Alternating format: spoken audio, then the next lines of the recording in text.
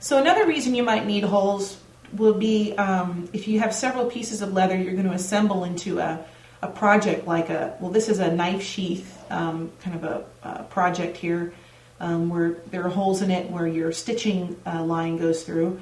A lot of wallet projects and purses and things like that, certainly you need to punch those holes ahead of time so you can stitch them up.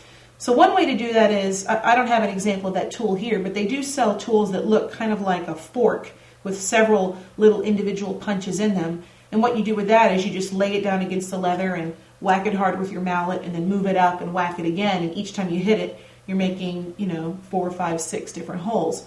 So that's one way to do it. If you just need to make a few holes, you can buy a tool like this. This is a leather punch that you can get these at discount hardware stores. You don't really have to go to a leather supplier. But this works basically like a paper hole punch. It has 6 different settings here, as you can see, for 6 different size holes. Right now it's on the smallest one here.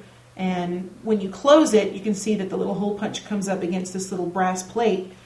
So all you really need to do is case the leather out. So this leather is already wet. I'm going to just pick a place for my hole. I'm going to squeeze it until I kind of hear it cut.